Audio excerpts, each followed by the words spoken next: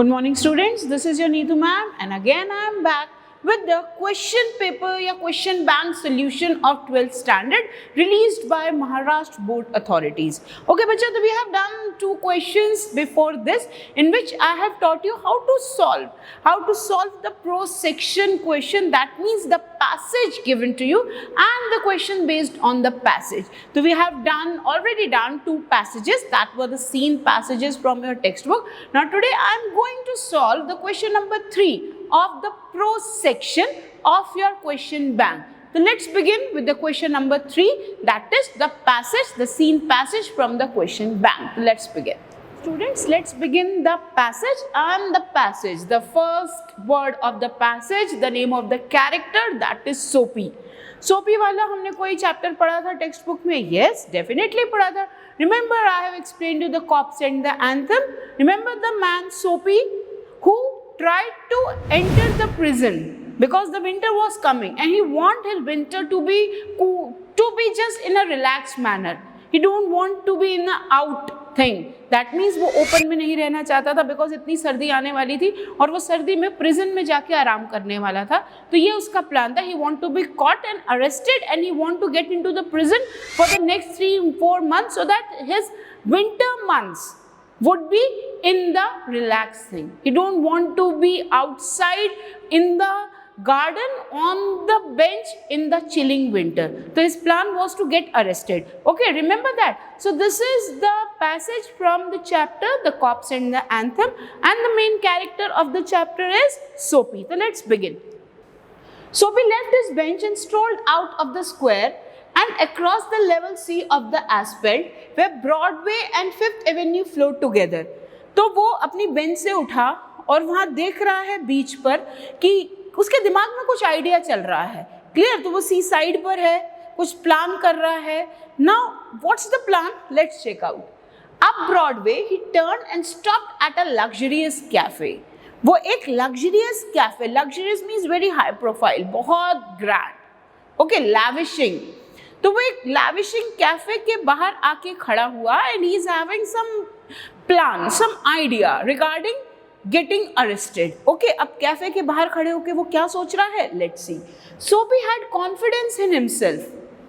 सोपी had confidence in himself. In reality Soapy was a thief. Soapy was a thief. Soapy, but वहां पर उसमें एक confidence था. क्या कॉन्फिडेंस था? Soapy had confidence in himself from the lowest button of his waist upward. तो उसमें this is lowest button of his waist upward की जो उसने ड्रेस पहनी हुई थी, उस ड्रेस पे उसको इतना कॉन्फिडेंस था कि nobody would doubt he is a thief. इसलिए he was confident and he was trying to enter the luxurious cafe.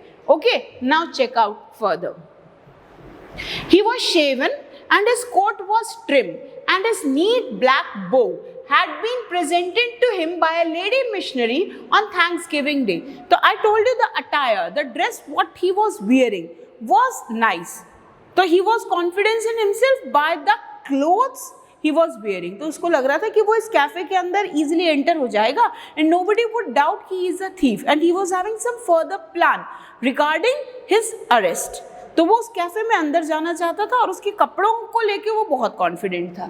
Now, if only he could reach a table in the restaurant unsuspected. Unsuspected means undoubted. कि किसी ने उस पर शक नहीं किया उस टेबल तक पहुंचने में. Success would be his. तो उसके प्लान का पहला स्टेप था कैफे के अंदर जाना और कैफे के अंदर जाके बस एक टेबल तक पहुंच जाना. उसके बाद उसका प्लान इजीली एग्जीक्यूट हो जाएगा. और उस कैफे के अंदर जाने के लिए he was dressed nicely. He dressed himself nicely so that he must not be doubted.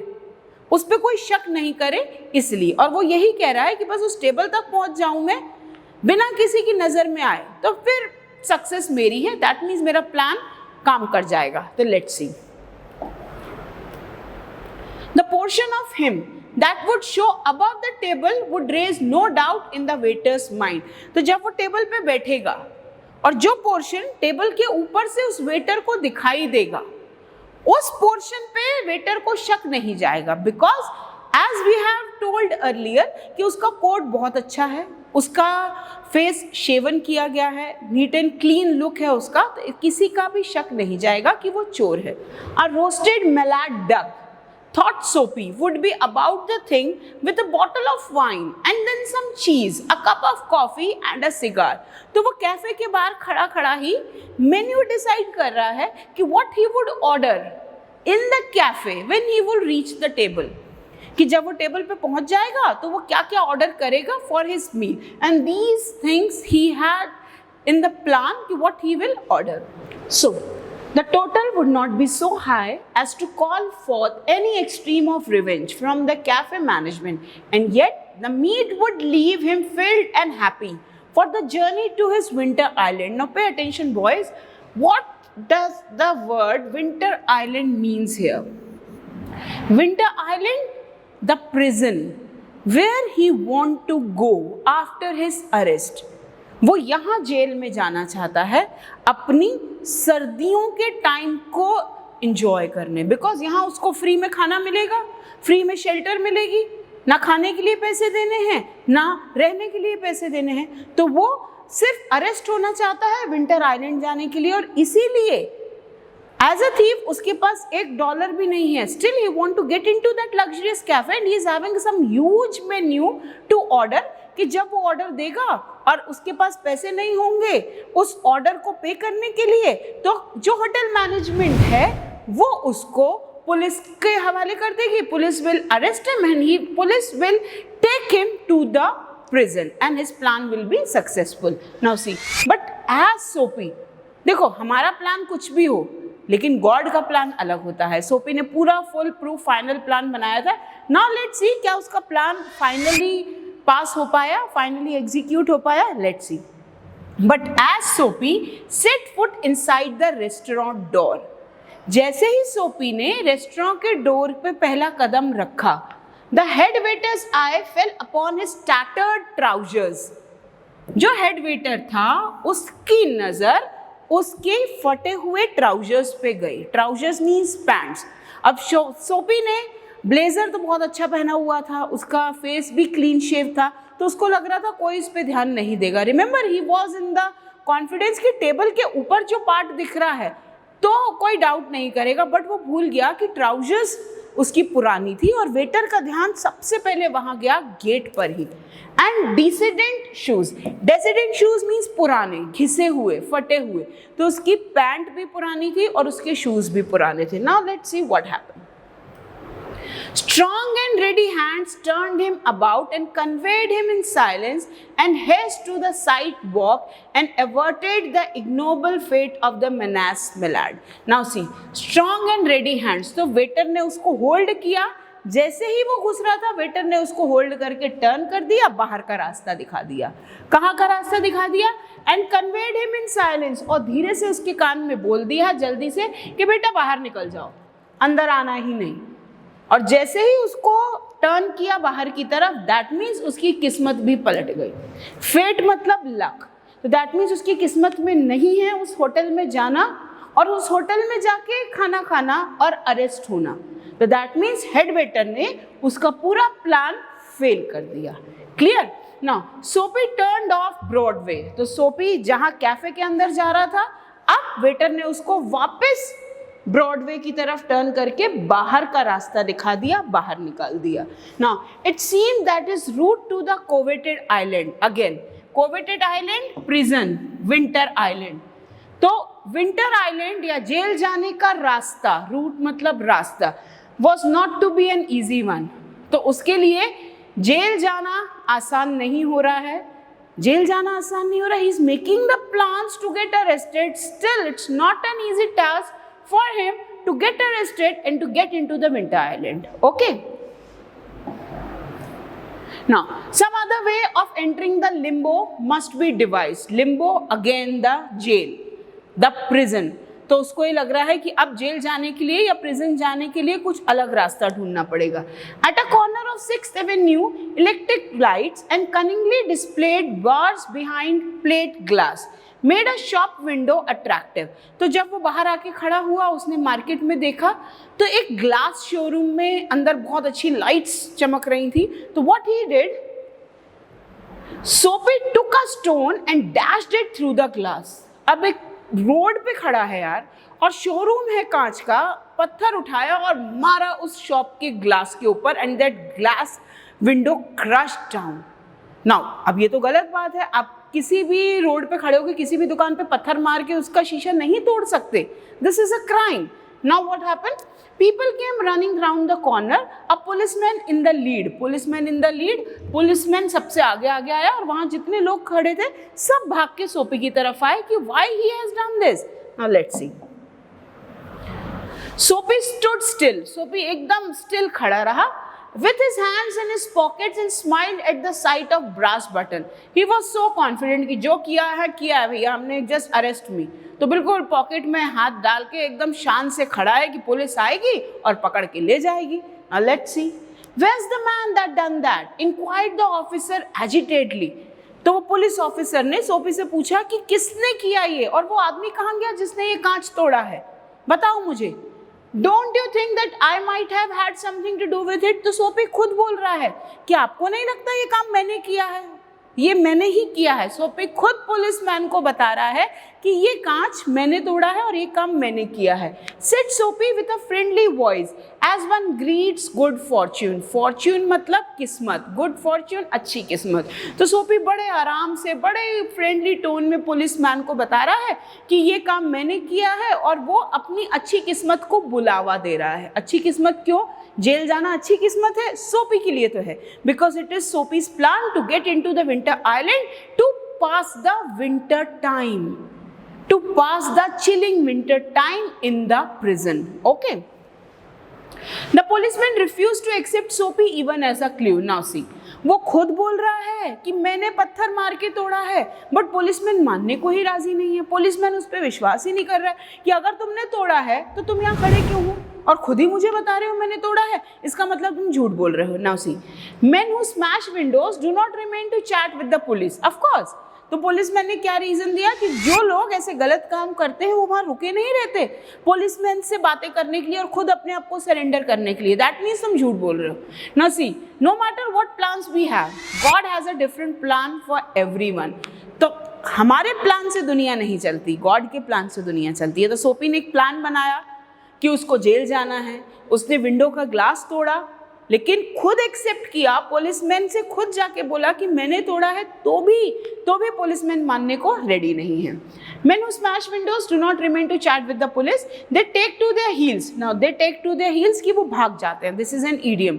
Take to one heels means दुम दबा के भाग जाना, ठीक है। The policeman saw a man halfway down the block running to catch a car. अब इसी बीच में जब सोपी बता रहा था पुलिसमैन को कि मैंने ये विंडो तोड़ी है, पुलिसमैन की नजर दूर एक आदमी पर पड़ी जो बहुत तेज भाग रहा था एक कार पकड़ने के लिए। तो पुलिसमैन को क्या लगा, जो आदमी भाग रहा है उसी ने वो ग्लास तोड़ा है, और पुलिसमैन उसको पकड़ने के लिए भागा। Now with drawn club he joined in the pursuit. सोपी विद डिस्गस्ट, अब सोपी फिर परेशान हो गया कि अरे यार मैंने तोड़ा है, मुझे पकड़ो, मुझे जेल जाना है। In his heart drifted along twice unsuccessful, 2 बार उसका प्लान फेल हो गया to get arrested and to get into the prison. Now see, coming to the questions based on it. तो बच्चा, as I always say, until and unless you are not understanding the passage, you are not visualizing the scene, you will not be able to solve these questions. So I hope you all have understood the passage. Now let's begin with the questions based on the passage or on the extract. Sophie's attempt to get into the winter island. Now 2 marks का question है ये। तो 2 बार सोपी ने attempt किया jail जाने के लिए, एक बार कैफे में जाने के लिए उसने प्लान बनाया और एक बार उसने वो विंडो का ग्लास तोड़ा। ना वही आपको यहाँ लिखना है। अटेम्प्ट 1 में सोपी ने क्या किया, Soapy tries to enter a luxurious cafe to eat with no money या to eat without money. Clear ना। सेकेंड अटेम्प्ट में क्या किया सोपी ने, Soapy took a stone and dashed it through a glass of shop. तो Soapy ने पत्थर उठाया और एक शॉप के ग्लास को दे मारा और उससे वो चूर चूर हो गया। ओके, तो आई होप ये आंसर समझ में आ गया कि कैसे लिखना है. One more thing to be noted down, activity based जितने भी क्वेश्चन हैं you have to do as per the instruction. अगर ये क्वेश्चन इस पैटर्न में आया है आपको आंसर भी इसी पैटर्न में देना है. You have to make a table, you have to make columns and you have to write like this only. आप डायरेक्टली आंसर में attempt 1 attempt 2 नहीं, आप ऐसा ही लिख के आएंगे. Okay, now A2, complete the given statement in 30 words. Sophie couldn't enter the restaurant because, अब आपको पता है सोपी रेस्टोरेंट में क्यों नहीं घुस पाया था. Remember, no matter he was shaven, no matter his coat was trimmed, but the head waiter's eye fell upon his trousers and his shoes. तो अगर आपने पैसेज समझा है तो आपको आंसर लिखने में कोई प्रॉब्लम नहीं होगी. And next thing, the whole answer is in the extract. You just have to connect with the question and with the answer regarding that. Now check out. The head waiter's eye fell upon his tattered trousers. Remember, we have read this in the paragraph. Same वहीं से ही. And descending shoes. Strong and ready hands turned him about and conveyed him in silence and haste to the sidewalk and averted the ignoble fate of the menaced Millard. तो ये answer आपको paragraph में as it is मिल जाएगा, आपको वो complete करना है. Okay, done, and you will get full 2 marks for this. Now A3, Sophie had confidence in himself from the lowest button of his vest upward. Here the lowest button of his vest upward means, तो आपको ये बताना है कि इस phrase का meaning क्या है. इस फ्रेज का मीनिंग है, see it means that he was confident about his appearance. उसको अपने अपीयरेंस पर, अपने कपड़ों पर बहुत कॉन्फिडेंस था कि कोई उस पर शक नहीं करेगा, कोई उस पर डाउट नहीं करेगा. As, क्यों डाउट नहीं करेगा? As, क्योंकि he was shaven and his coat was trim and neat. Clean shave था, कोट एकदम नीट एंड क्लीन है, लुक एकदम स्मार्ट है. He thought no one could suspect him due to the rich coat he was wearing and he could easily reach a table in the restaurant. तो उसको अपने ऊपर इसलिए बहुत ज़्यादा कॉन्फिडेंस था कि उसने जो कपड़े पहने हुए थे उसको देख के कोई भी डाउट नहीं करेगा कि इसके पास बिल देने के लिए पैसे नहीं है और ये बिना पैसों के खाना खाने अंदर जा रहा है. Okay, now A4, this is personal review question and in every extract, every question based on the passage you will get one question as a personal response, okay, in which you have to give your opinion regarding that. Now, if a person tries to damage the public property, how you will react in such a situation? तो कई बार आप देखो कि road पे अगर कई लोग protest कर रहे हैं and they are damaging the public property, what you would do on your part to stop that damage? अभी आपको अपना व्यू देना है कि आप क्या करेंगे. हो सकता है सबके व्यूज अलग हैं, but you have to give your opinion, give your personal opinion regarding this statement. तो what it would be, check it out. If a person tries to damage the public property, I will try to understand the reason behind his reaction. सबसे पहले मैं समझने की कोशिश करूंगी कि वो ऐसा कर क्यों रहा है, पब्लिक प्रॉपर्टी को क्यों नुकसान पहुंचा रहा है. Okay, I will try to convince that person for not doing such action. सबसे पहले मैं उससे बात करके उसको मनाऊंगी कि भाई ऐसा मत करो, ये गलत बात है, which can harm others, इससे दूसरे लोगों को नुकसान पहुंच सकता है. I will tell him the importance of public property. अब आपने देखा है लोग बसेस जला देते हैं, लोग बाहर खड़ी हुई गाड़ियों के कांच तोड़ देते हैं, तो ये गलत है, गलत है, ये ऐसा नहीं करना चाहिए. तो I will try to convince him the importance of public property. और फिर भी अगर वो नहीं मानता तो in the last, if he will not stop, I will inform the nearest police station. Okay, this I have given my personal opinion. You can add some more views regarding that. ताकि आप और क्या कर सकते हैं आप अपने लिए लिखें. Okay, now let's move to the next question. Now see the A5 question. A5 question, do as directed, and what they are saying to you. The policeman refused to accept Sophie even as a clue. This line from your extract, and what you have to do with that, choose the correct alternative to transform as a negative sentence. Now negative लगाना है, that means not लगाना है या never लगाना है या कोई negative word लगाना है, पहली बात. Now see, this is a positive sentence. यहाँ पे refuse लगा है, refuse मतलब मना किया, but refuse हटा के हमें not लगाना है, negative बनाना है. Second thing, refused V2, past tense है, तो आपको ये दो चीजें ध्यान रखनी पड़ेगी. लेट्स सी कि कैसे होगा sentence. Now see 4 options are given there.